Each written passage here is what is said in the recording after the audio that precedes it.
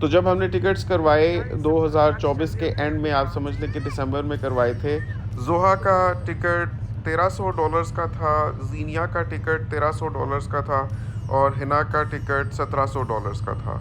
Commission और taxes वगैरह डालकर टोटल जो हमें टिकट्स के पे करने पड़े थे उस वक्त वो 4400 कैनेडियन डॉलर्स थे, यानी 4400 कैनेडियन डॉलर।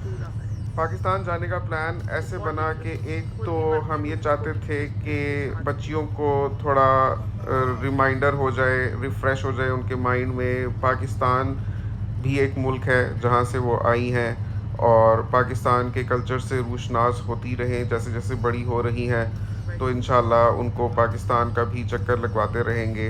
और दूसरा ये था कि हम खुद भी एक ब्रेक लें, और सबसे बढ़कर एक ये भी चीज़ थी कि अब पाकिस्तान में हम रीलोकेट हो सकते हैं या नहीं, क्योंकि जब हम पाकिस्तान से आए थे 2023 के शुरू में, उस वक्त हालात बहुत मुख्तलिफ थे, कॉस्ट ऑफ लिविंग बहुत ही डिफरेंट थी आज के पाकिस्तान से, और पाकिस्तान की सोशो इकोनॉमिक और पॉलिटिकल सिचुएशन भी बहुत डिफरेंट थी।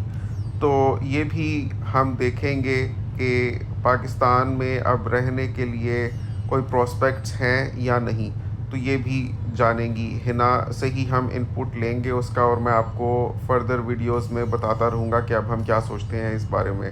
जब हम इमिग्रेंट्स कनाडा से पाकिस्तान जाते हैं तो वेकेशन लेनी होती है, क्योंकि ज़ाहिर है कि इतनी दूर जब हम जा रहे हैं और सालों बाद जाते हैं तो कोई 2-3 दिन के लिए तो जाते नहीं हैं, कुछ अरसे के लिए जाते हैं, तो अपने कामों से भी वेकेशंस लेनी होती हैं। तो सबसे पहला जो चैलेंज दरपेश था हमें पाकिस्तान जाने के लिए वो ये था कि हम किस तरह से इस वेकेशन को ऐसे प्लान करें कि बच्चियों की पढ़ाई डिस्टर्ब ना हो और हिना की जॉब डिस्टर्ब ना हो, और फिर भी कनाडा से पाकिस्तान जा पाएँ। उसके लिए सबसे पहले तो हमने देखा कि स्कूलिंग का क्या होगा, क्योंकि ज़ोहा पब्लिक स्कूल में एनरोल्ड है। तो हमें ये देखना था कि कुछ इस तरह से वेकेशन प्लान करें कि स्कूल से ज़ोहा को छुट्टी मिल जाए, और ये भी जानना था कि जब वापस स्कूल रीजॉइन करेगी तो क्या होगा, आया कि उसी क्लास में उसको वापस लेंगे जो अभी ज़ोहा पढ़ रही थी, या नेक्स्ट क्लास में जाएगी। अभी ज़ोहा सीनियर किंडरगार्टन में थी। तो देखना ये है कि जब वेकेशन ख़त्म होती है तो फिर किस में इनरोलमेंट मिलती है। उसके लिए हमने फिर स्कूल को अप्रोच किया, उनको बताया कि इस तरह से हम अपनी वेकेशन प्लान कर रहे हैं। तो उनका ये रिस्पॉन्स था कि इट्स ओके, आप एक